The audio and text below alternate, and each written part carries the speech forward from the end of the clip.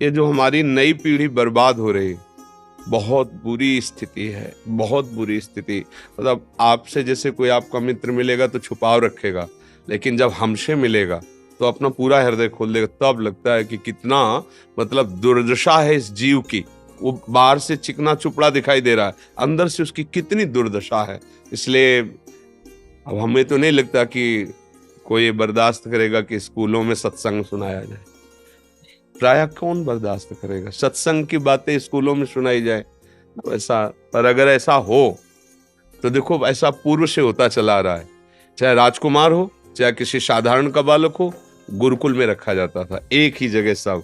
और वहां एक ऋषि मुनियों के आदेश के अनुसार उनकी दिनचर्या बनती थी। फिर वो ब्याह करें, वो राजा बने, वो प्रजा बने, वो जो भी बने, पर पहली उनकी भूमिका इतनी सुंदर होती थी कि उनके चरित्र पावन होते थे। अब हमारी पहली भूमिका इतनी गंदी हो गई है कि उसे हम कैसे बताएं।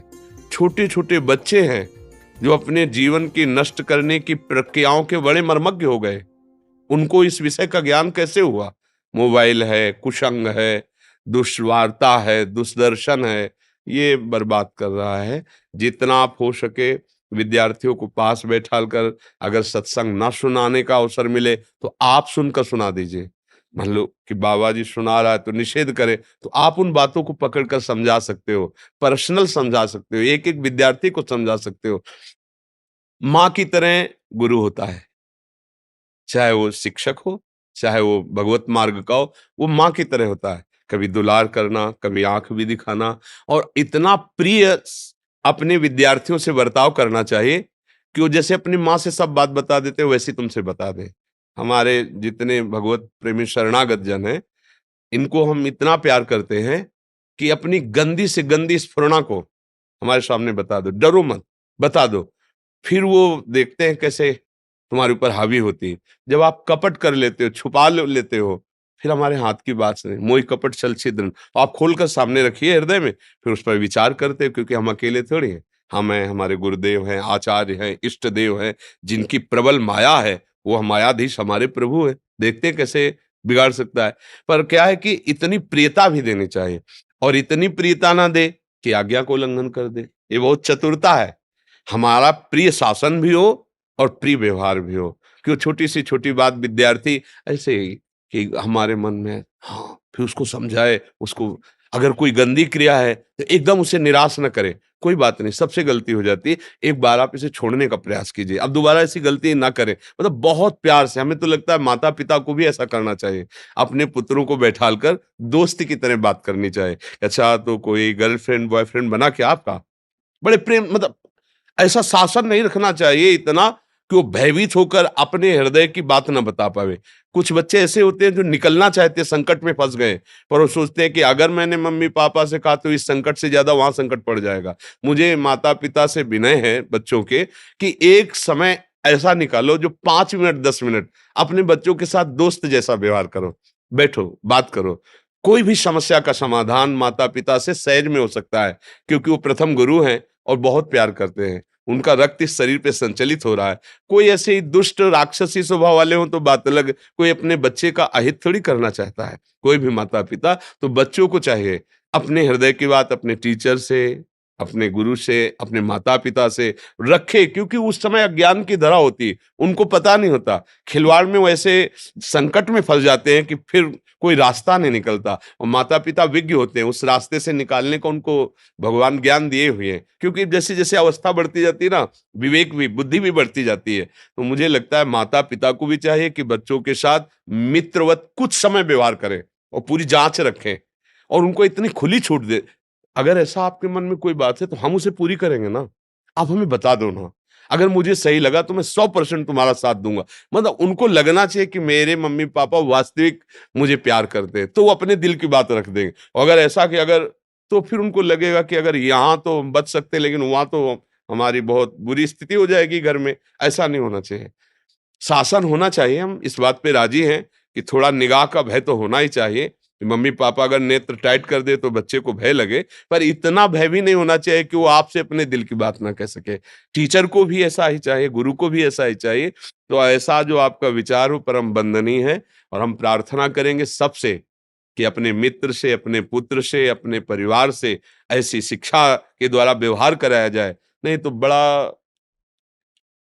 18-19 वर्ष की बच्ची है, 20-22 वर्ष का बच्चा है, दोनों को ज्ञान नहीं है, दोनों अधर्म परायण हो गए। अब बच्चों का स्वभाव मनोरंजन, वो तीसरे से, वो दूसरे से, उसको पता लगा, वो उसे मार के फेंक देता है, काट के फेंक देता है और जेल चला जाता है। दोनों की जीवनी खराब, दोनों बच्चों का जीवन खराब हो गया, केवल खिलवाड़ में, मनोरंजन में खराब। एक को मार दिया, एक जेल चला गया, खत्म हो गया दोनों का जीवन।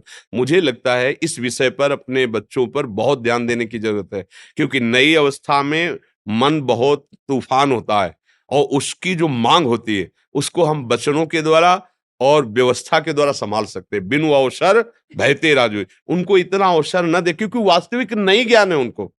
कई ऐसे हमारे सामने उदाहरण आए जिनमें दिखाई पड़ा कि ये बच्चे, इनको ज्ञान नहीं है, ये कूद पड़े आग में, पर इनको पता नहीं था कि ऐसा भी होता है।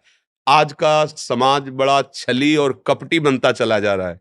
सामने हम आपसे कहते हैं आपको बहुत प्यार करते हैं, हम जीवन भर आपको, और वो भोला हृदय स्वीकार कर लेते हैं। और इसके बाद जब उनके साथ छल और कपट और दूसरा रूप दिखाई देता है तो उनको समझ में नहीं आता, फिर या तो आत्महत्या करे या वो उसे मार दे, यही निर्णय निकलते हैं। तभी सुनने को नहीं मिलता ऐसा हुआ ऐसा। मुझे लगता है कि अब हमारी नई पीढ़ी को बहुत जरूरत है अध्यात्म की, बिना अध्यात्म के समझ नहीं। और सच्ची कहते हैं, ये अध्यात्म वो मार्ग है कि हर समय हृदय प्रसन्न रहता है, हृदय शीतल रहता है। बीमारी चाहे जितनी बड़ी हो, जब मन प्रसन्न रहता है ना, तो आपका जीवन चैन से कट जाएगा, आनंद से कट जाएगा। अच्छा सोचो, आपका बच्चा गलत आचरण करके जेल चला गया, आप जिंदगी भर जलोगे।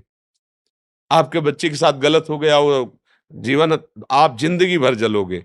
तो अगर पहले से संभालते, प्यार दुलार घुमाना चाहिए, उनका मनोरंजन करा, पर आप साथ होने चाहिए। आप इतने कार्य में बिजी ना हो जाएं कि आपका परिवार इस बात के लिए वो गलत मार्ग चयन कर ले। बिल्कुल, धन किन के लिए कमा रहे हो, नौकरी किन के लिए, उन्हीं के लिए कर रहे हो ना। तो उनको समय सबसे ज्यादा चाहिए। सबसे अधिक प्रिय धन नहीं है, सबसे प्रिय अधिक आपका सानिध्य है। पुत्र को आपका सानिध्य, पत्नी को आपका सानिध्य चाहिए। थोड़ी देर बैठो, थोड़ी देर उनकी मन की बात सुनो। अब एकदम कार्यरत, तो फिर मन है वो बदमाश है, कोई साधना तो हो नहीं रही कि वो मंत्र बल से, तप बल से उसे संभाले, फिर वो इधर उधर, फिर आपको क्लेश होगा, फिर अशांति होगी। बहुत अच्छा है, ऐसा ही करो और चार लोगों को और जोड़ो, जो आपके मित्र हो, वो हमारी नई पीढ़ी को बचा लें। इस समय जो नई पीढ़ी का पतन हो रहा है, बहुत बहुत नृशंस, मतलब ऐसा तो राक्षस लोग भी नहीं करते थे जैसा अब हो रहा है। आशु प्राण कहते हैं, आशुर्भाव केवल अपने प्राणों को सुखी रखना, बस मैं सुरक्षित हूं ना, तुम्हें जला रहा कोई जलाने दो, ऐसा भाव नहीं रह गया है कि वो बच्ची है, वो स्त्री है, वो अब समर्थ नहीं है, मुझे सहयोग करना चाहिए, या वो रोड में पड़ा हुआ है, तड़प रहा है, एक्सीडेंट हुआ, मेरा कर्तव्य गाड़ी रोको, उठाओ और अस्पताल ले जाओ। वो नहीं, कौन पुलिस के चक्कर में पड़े, कौन क्या पड़े, चलो ऐसा नहीं। ये धर्म नहीं कहता ऐसा।